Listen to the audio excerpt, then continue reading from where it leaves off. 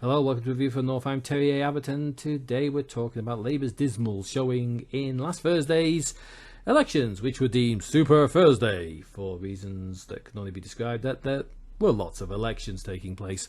Okay, so on Thursday last we had a whole slew of elections in the United Kingdom. Scottish parliamentary elections took place. The Welsh Assembly elections took place.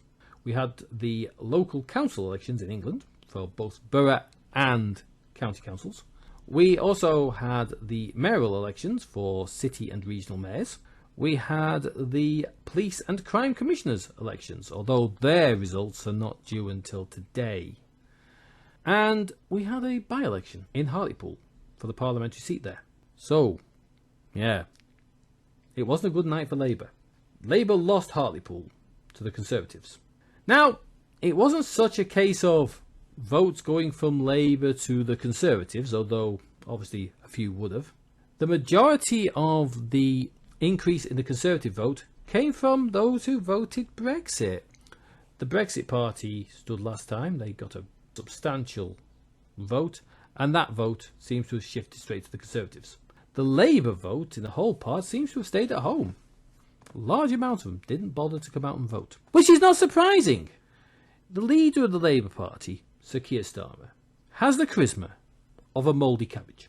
And the amount of policies available, well, you could have fitted them onto the back of a postage stamp. There was nothing. Saying we're not the Conservatives is not going to win you votes.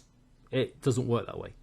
The Conservatives are having a vaccine bounce. They're getting a bounce out of the fact that we're going to have freedom.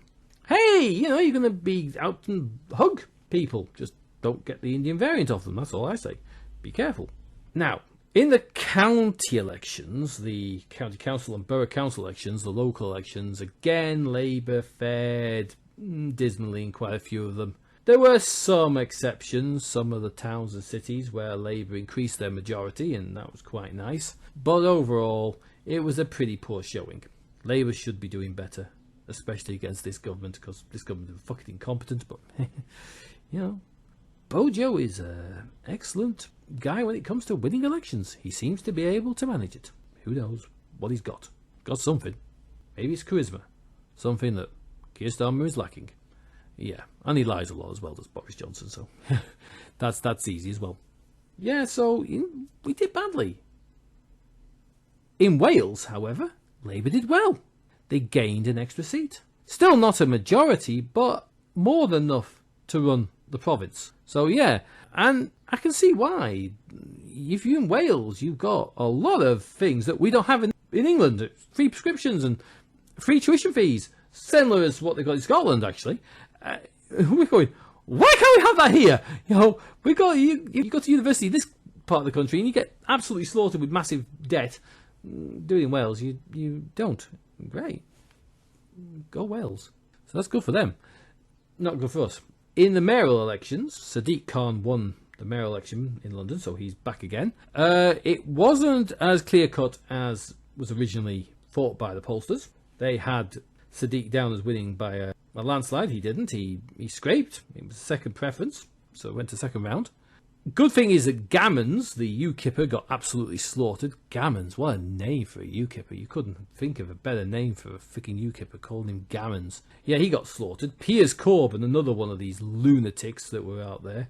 Piers Corbyn is the loony brother of Jeremy Corbyn.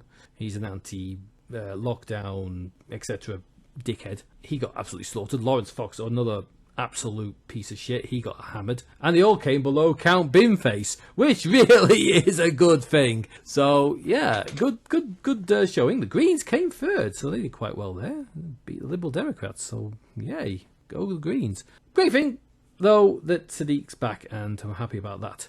Also in Manchester, Andy Burnham smashed it, absolutely massive majority over there. Well done, Andy. So there are some glimmers of hope for Labour in some areas, but as I say, overall, it was a pretty dismal showing.